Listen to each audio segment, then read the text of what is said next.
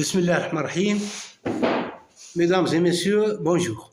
Notre vidéo sera intitulée « La crédibilité de Mohammed sallallahu alayhi wa sallam passée au crible ».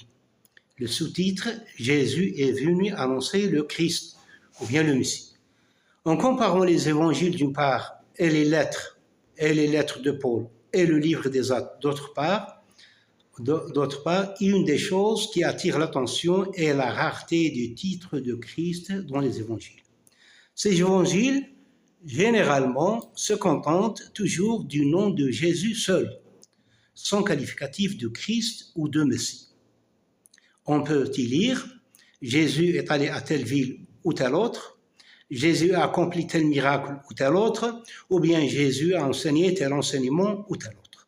Mais on ne retrouve jamais de qualificatif Christ ou Messie. Tandis que dans les épîtres de Paul et le livre des Actes, on retrouve souvent des expressions telles que Jésus-Christ, le Christ de Jésus ou seulement le Christ. Et son nom ne se retrouve plus jamais seul, comme c'est le cas dans les évangiles. Ce qui indique que le titre de Christ est une innovation tardive introduite plus tard et a été ajoutée au nom de Jésus par Paul de Tarse. En examinant le livre des Actes de près, nous pourrons trouver que Luc décrivait Paul comme mettant tout son poids pour prouver aux Juifs de Damas que Jésus était le Christ, dans les textes suivants. Acte 9, 22. Cependant, Saul se fortifiait de plus en plus, il confondait les Juifs qui habitaient Damas, démontrant que Jésus est le Christ. Encore, le texte 17.3, expliquant et établissant que le Christ devait souffrir et ressusciter d'entre les morts, et Jésus que vous annonce, c'est bel et bien le Christ, disait-il. Donc, ce sont des interprétations personnelles par Paul de Tarse. Encore le texte 18.5 des Actes, mais quand Silas et Timothée furent arrivés de la Macédoine, il se donna tout entier à la parole, c'est-à-dire Paul, attestant aux Juifs que Jésus était le Christ. Et le texte le plus instructif et le plus clair, c'est le texte Acte 18, 28, car il réfutait vivement les Juifs en public, démontrant par les Écritures que Jésus est le Christ. Soulignons avant de continuer que Paul n'assoit pas son allégation sur les dires et les réclamations de Jésus, c'est-à-dire sur l'Évangile, mais plutôt sur son interprétation personnelle des Écritures, c'est-à-dire sur les textes de la Torah et les textes des prophètes. Mais en réalité, je vous l'assure que Jésus ne s'est jamais déclaré Messie dans les Évangiles.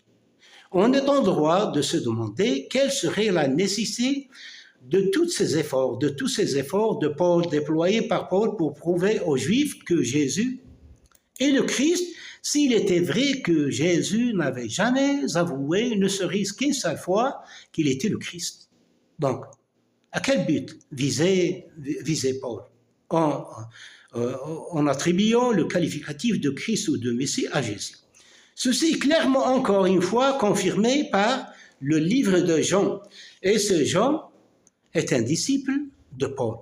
Dans le livre de Jean 20, 31, « J'ai écrit ces choses pour vous, afin que vous croyiez que Jésus est le Christ, le Fils de Dieu, afin que si vous croyez, vous ayez la vie éternelle. » Cela dit, jusqu'au moment de la rédaction de ce livre, c'est-à-dire en l'an 104 ou 105 après Jésus, on était loin de se mettre d'accord sur la croyance selon laquelle Jésus serait le Christ.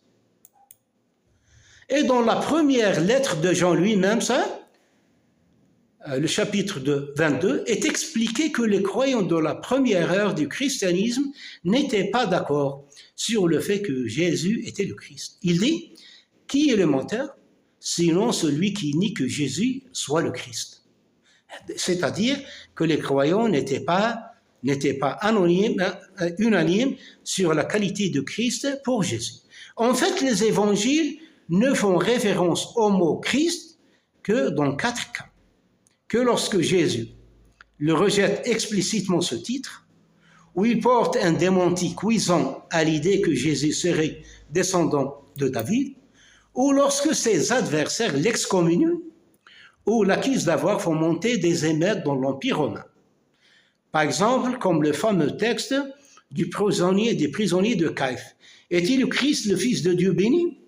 Alors que dans le livre des Actes et les lettres de Paul, le mot Christ apparaît comme un titre pour Jésus. Et c'est totalement faux. Paul n'a pas été mandaté pour parler au nom de Jésus. Que la paix soit sur lui. Au revoir.